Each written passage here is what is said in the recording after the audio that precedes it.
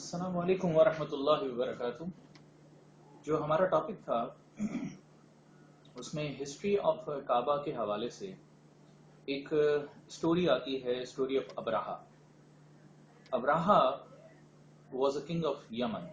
یمن کا ایک بادشاہ تھا جو کہ خانہ کعبہ کے حوالے سے اگر دیکھا جائے تو وہاں پہ خانہ کعبہ جو ہے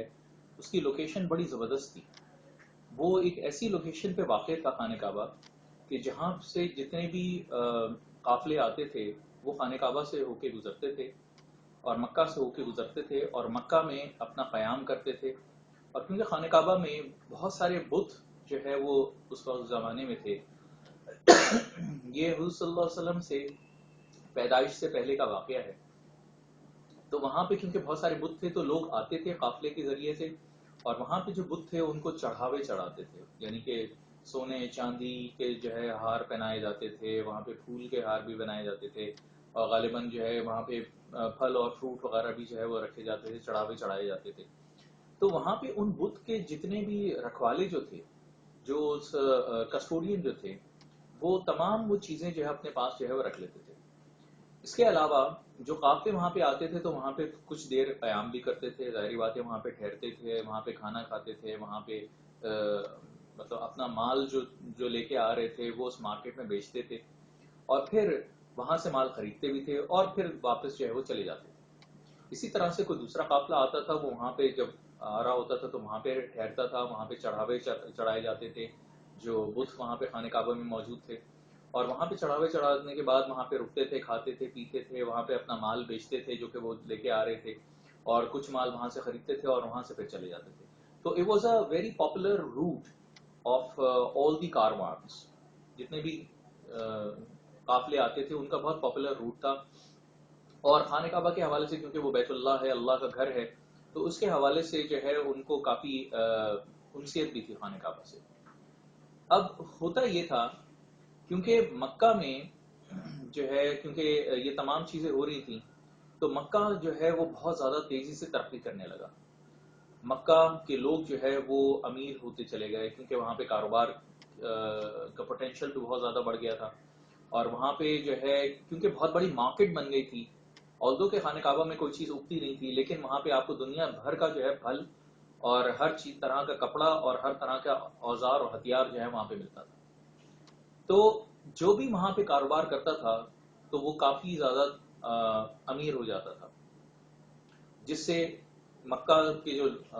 لوگ تھے وہ ترقی یافتہ ہونا شروع ہو گئے۔ اس پہ یمن کا جو بادشاہ تھا، جو کہ یمن جو ہے وہ ساؤتھ میں ہے، عرب دنیا کے ساؤتھ میں ہے یمن، تو وہاں کا جو بادشاہ تھا اس کو بڑی جلن ہوتی تھی۔ وہ کہتے تھے کہ یہ لوگ جو ہے، یہ کاروان جو ہے میرے شہر سے ہو کے کیوں نہیں گزرتے، کیونکہ اگر میرے شہر سے ہو کے گزریں تو یہاں پہ بھی مارکیٹ جو ہے وہ بڑھے، یہاں پہ بھی لوگ آئے اپنے مال بیچیں، یہاں سے خریدیں، تو لوگ جو ہے کمائیں گے، ٹیکس پے کریں گے، تو جو ہے سرکاری خزانے میں جائے گا، بادشاہ کے خزانے میں جائے گا۔ تو تو وہ یہ سوچتا تھا، لیکن اسے یہ بات کا اندازہ تھا کہ جو ہے ظاہری بات ہے کیونکہ صرف وہ ایک روٹ نہیں ہے، وہاں پہ ایک ایسی چیز بھی ہے جہاں پہ چڑھاوے چڑھائے جاتے ہیں، وہاں پہ بیت اللہ ہے، اللہ کا گھر ہے، تو وہاں پہ لوگ جا کے عبادت کرتے ہیں، تو کیوں نہ میں بھی یمن میں ایک ایسا گھر بناؤں، ایک ایسا چرچ بناؤں، ایک ایسا گرجا گاہ بناؤں جہاں پہ لوگ آئیں اور آ کے عبادت کریں اور یہاں پہ چڑھاوے چڑھائیں، یہاں کی مارکیٹ میں اپنا مال بیچیں، اور پھر جو ہے کاروان کو جو یہاں سے ہو کے گزرتے ہیں تو وہ تمام مال جو ہے وہ میرے پاس آ جائے گا اور میری بادشاہت بڑھے گی، میرا خزانہ جو ہے وہ بڑھے گا، اور اس طرح سے میرا جو شہر ہے اور میرا جو ملک ہے یمن، اس کا نام بھی ہوگا اور میرا نام بھی ہوگا۔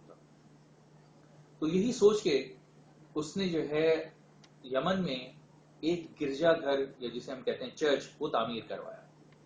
اور کافی پیسہ خرچ کیا، اور اس چرچ کا نام جو ہے اردو زبان میں جو ہے وہ کلیسا رکھا گیا، ہم کلیسا کے نام سے جانتے ہیں، اور انگلش میں کیلائس، جو چرچ آف کیلائس کے نام سے جو ہے وہ جانا جاتا ہے۔ اب ابراہا نے مجبور کرنا شروع کر دیا کہ جتنے بھی کاروان جو گزر رہے تھے، جو مکہ کی طرف سے ہو کے جا رہے تھے، انہیں مجبور کیا کہ وہ جو ہے یمن سے ہو کے گزرے۔ اب یمن سے ہو کے گزرنے کا معاملہ یہ تھا کہ انہیں کافی آؤٹ آف دا وے جانا پڑتا تھا، لیکن وہ پھر بھی مجبور کرتا رہا قافلوں کو کہ جو ہے آپ یمن سے ہو کے گزریں. لیکن ہوا یہ کہ جو ہے عرب، کیونکہ خانہ کعبہ اور مکہ سے کافی ان کو انسیت تھی، تو جو ہے انہیں کافی غصہ آتا تھا اور وہ کافی ناراض ہوتے تھے اس بات پہ کہ یمن کا یہ بادشاہ ہمیں کیوں جو ہے مجبور کر رہا ہے کہ ہم اس طرف سے ہو کے گزریں. تو خیر ایک عرب نے کلیسا، جو وہاں پہ ان کا چرچ تھا، وہاں پہ کچھ جا کے گوبر مل دیا اس چرچ پہ، اس کلیسا، اس گرجا گھر پہ، اور راتوں رات جو ہے وہ عرب کا جو باشندہ تھا وہ جو ہے کر کے یہ بھاگ گیا. اب اس پہ ابراہہ جو تھا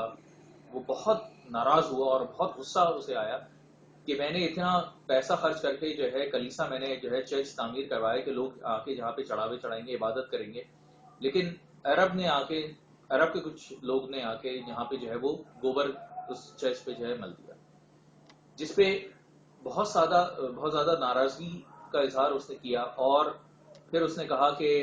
اب تو میں خانہ کعبہ کو تباہ کر دوں گا. ایک دفعہ خانہ کعبہ جب تباہ ہو جائے گا تو وہاں سے لوگ کا گزر نہیں ہوگا، وہاں پہ جو مارکیٹ ہے وہ آباد نہیں ہوگی، چڑھاوے کس کو چڑھائیں گے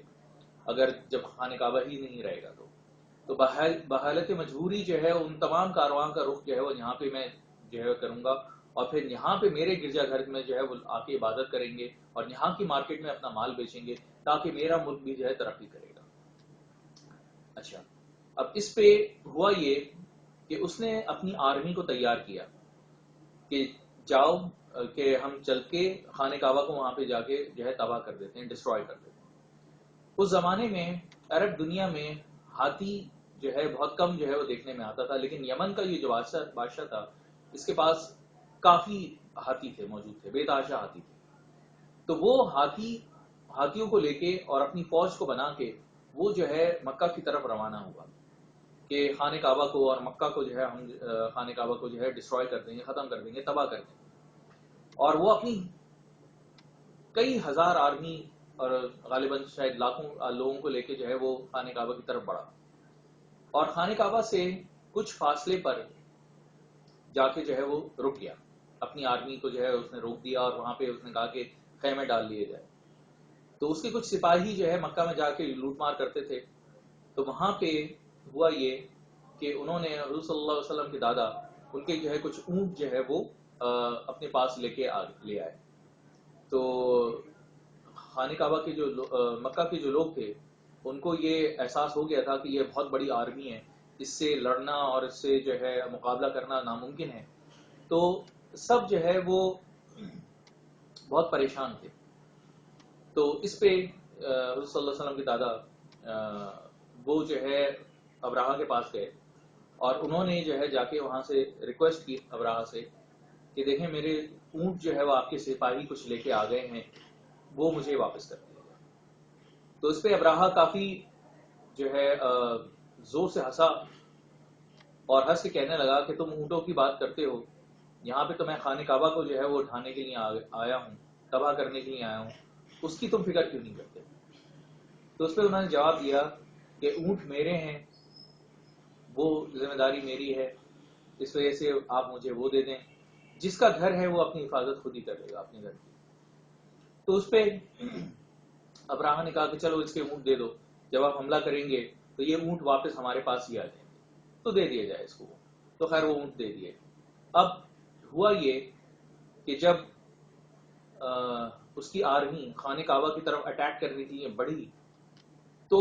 ہاتھی جو ہے وہ پاؤں آگے نہیں بڑھا پا رہے تھے، گھوڑے آگے جانے سے ان کا انکار ہو گیا تھا. ہاتھی اور گھوڑے دونوں کا ان کے جو چہرے تھے وہ ادھر ادھر کر رہے تھے لیکن آگے نہیں بڑھ رہے تھے. اس پہ ابراہہ کافی پریشان ہوا اور خوب جو ہے اپنے جانوروں کو مارتا رہا. پھر اتنے میں کیا دیکھتا ہے کہ آسمان پہ ابابیل، جسے ہم اسپیروز کہتے ہیں، چھوٹی چڑیا ہوتی ہیں، وہ اتنی تعداد میں آ گئی کہ جو ہے روشنی نظر نہیں آ رہی. اور اس نے دیکھا کہ جو ہے اتنی زیادہ تعداد میں یہ جو چڑیا آئی ہیں تو وہ آسمان پہ اس طرح سے چھا گئی ہیں کہ جو ہے جیسے ہم نے کہا کہ روشنی نظر نہیں آ رہی تھی. تو ہوا یہ، اچھا اسپیرو جو ہے وہ بہت چھوٹی چڑیا ہوتی ہے، اور اس میں اس کی چونچ میں ایک پتھر تھا اور دو پنجے تھے، ان میں جو ہے دو دو پتھر تھے، اور ہر چڑیا کے پاس جو ہے وہ تین پتھر یا تین جو ہے کنکریاں تھیں. اور پھر وہ ابابیل نے، اسپیروز نے وہ پتھر اور وہ کنکریاں جو ہے وہ فوج پہ، جو کہ ہاتھی والے تھے، جو ابراہا تھا، ابراہ کی آرمی اور اس کی فوج، تو اس پہ جو ہے وہ کنکر برسانا شروع کر دیے. اور کہا جاتا ہے کہ جب وہ کنکر کسی کے جسم پہ پڑتا تھا تو اس کا وہ حصہ گل کے جو ہے نیچے گر جاتا تھا، اور اسی طرح سے وہ کنکر برساتے رہے ابابیل. اور آرمی جو کافی زیادہ تعداد میں تھی وہ گل سڑنے لگی، کیونکہ ہر ایک کے سر پہ، ہاتھ پہ، پیر پہ، کمر پہ، جس پہ بھی وہ پتھر گرتا تھا وہ جو ہے وہ گھل کے ختم ہو جاتا تھا. تو ہوا یہ کہ جو ہے اتنی زیادہ تعداد میں کنکریاں پڑی کہ وہ پوری آرمی ہی تہس نہس ہو گئی، ختم ہو گئی. اور اس کا ذکر جو ہے سورہ فیل میں بھی آتا ہے، جو کہ جس میں بیان ہے، بسم اللہ الرحمن الرحیم، الم تر کیف فعل ربک باصحاب الفیل الم یجعل کیدہم فی تضلیل وارسل علیہم طیرا ابابیل ترمیہم بحجارۃ من سجیل فجعلہم کعصف مأکول.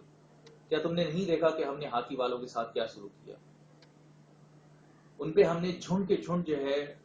ابابیل بھیجے، جو کہ ان پہ پتھر برساتے تھے، اور ہم نے ان کو ایسا کر دیا جیسے کھایا ہوا بھوسا. تو سورہ فیل کی یہ جو صورت ہے، اس کے بیک گراؤنڈ میں، اس کے پس منظر میں یہ واقعہ تھا، جو کہ ابراہا کی آرمی، ابراہا کی فوج نے خانہ کعبہ پہ حملہ کرنا چاہا، اور اس پہ اللہ سبحانہ تعالیٰ نے اپنے خانہ کعبہ، اپنے بیت اللہ کی حفاظت کی، اور جو آرمی تھی اس کو تہس نہس کر دیا. یعنی کہ ابراہا کی آرمی پہ وہ عذاب نازل ہوا تھا جو کہ بہت ہی دردناک اور خوفناک عذاب ہے. مجھے امید ہے کہ آپ کو یہ ابراہا کی جو جو واقعہ ہے یہ سمجھ میں آیا ہوگا. کچھ پوائنٹس یہ ہیں کہ ایک تو یہ کہ جتنا بھی یہ واقعہ ہوا، اور مکہ کی جو اس زمانے میں جو امپورٹنس تھی، جو کہ ابراہا سمجھ رہا تھا، وہ in terms of financial aspect سمجھ رہا تھا، کیونکہ بہت بڑی مارکیٹ ہے، بہت پیسہ جو ہے وہ وہاں پہ موجود ہے، اور وہاں پہ چڑھاوے جو چڑھائے جاتے ہیں، تو جو ہے وہ تمام چیزیں جو ہے میں حاصل کر لوں گا اور میرا ملک جو ہے وہ ترقی کرنے لگے گا. تو اصل کہانی جو ہے وہ جو ریزن تھا اس کے اٹیک کرنے کا، وہ فائنینشیل گین تھا، جس کی وجہ سے اس نے اٹیک کیا، اور جس پہ اللہ سبحانہ تعالیٰ نے اس کو تہس نہس کر دیا. تو یہ کہانی تھی ابراہا کی. مجھے امید ہے کہ آپ کو یہ کہانی سمجھ میں آئی ہوگی، اس کا پس منظر سمجھ میں آیا ہوگا. اور سورہ فیل کی اگر آپ تشریح میں جائیں اور تفاسیر آپ دیکھیں تو اس میں آپ کو ابراہا کی آرمی کے حوالے سے یہ واقعہ ضرور ملے گا. وآخر دعوانا الحمد للہ رب العالمین. جزاک اللہ.